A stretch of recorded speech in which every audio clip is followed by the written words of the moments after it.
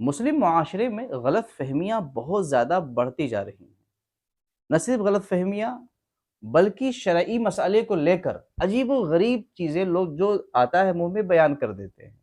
اب یہی دیکھ لیے کہ مدھیہ پردیش میں بالخصوص اجین، اندور اور آس پاس کے علاقوں میں جانا ہوا تو ایک چیز ہم نے دیکھی کہ لوگ پوچھتے ہیں قبلہ اور کعبہ کے بارے میں، یعنی قبلہ الگ ہے کعبہ الگ ہے، اس طرح کا سوال کرتے ہیں۔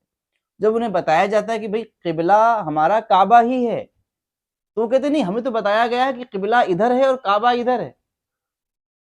اس کا مطلب یہ ہے کہ اس طرح کی غلط فہمیاں لوگوں میں پیدا کی جا رہی ہیں۔ مسلمان اس بات کو جان لے کہ ہمارا قبلہ کعبہ شریف ہے۔ ہاں یہ اور بات ہے کہ ہمارا قبلہ اول بیت المقدس بھی تھا، مسجد اقصی بھی ہے۔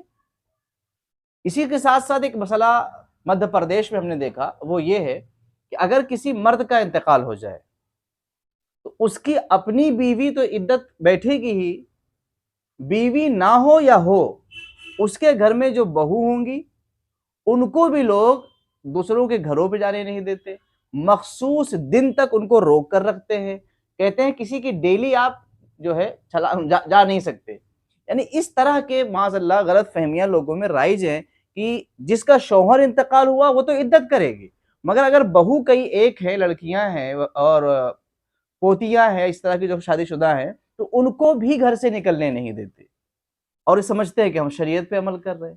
حالانکہ عدت صرف اس کی بیوی کے لیے ہے، ہر ایک کے لیے تھوڑی ہے۔ رہا سوگ کا مسئلہ تو صرف 3 دن سوگ کرنا جائز ہے۔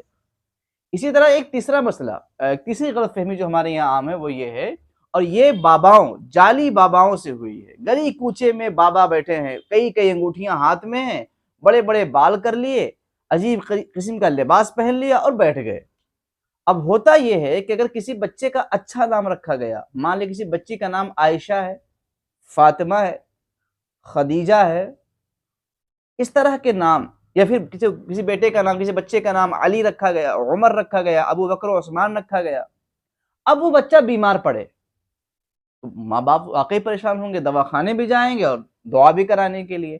تو ایسے جب دعا کے لیے جاتے ہیں نا تو ایسے جعلی بابا اور جعلی قسم کے مولویوں کے ہاتھ لگ جاتے ہیں۔ پھر کیا ہوتا ہے، یہ لوگ بتاتے ہیں کہ دیکھو آپ نے اپنے بیٹے کا نام عمر رکھا ہے نا، یہ نام بھاری ہے اس لیے یہ بچہ بیمار، اس کو بدل دو۔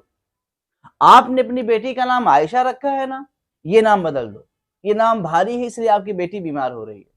آپ نے یہ نام رکھا ہے نا، اچھے ناموں کو اس طرح سے مسلم معاشرے میں بدلا جا رہا ہے۔ اس کے لیے مسجدوں سے آواز اٹھانی پڑے گی، یعنی محمد نام، ابو بکر، عمر، عثمان و علی نام کتنا مبارک مقدس نام ہے، عائشہ، خدیجہ، فاطمہ، کتنے مقدس نام ہیں یہ، مگر ایک سازش کے تحت ان مقدس ناموں سے روکا جا رہا ہے۔ مسلمانوں آگاہ ہو جاؤ، دشمن چاروں طرف تمہارے تشخص کو، تمہارے علامات کو مٹانے کی کوشش کر رہے ہیں۔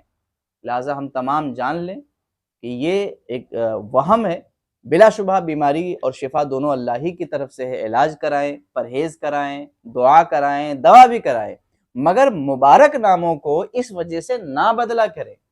فقیر حسن نوری گونڈوی۔ مزید معلومات کے لیے حسن نوری آفیشیل سے جڑ جائیں۔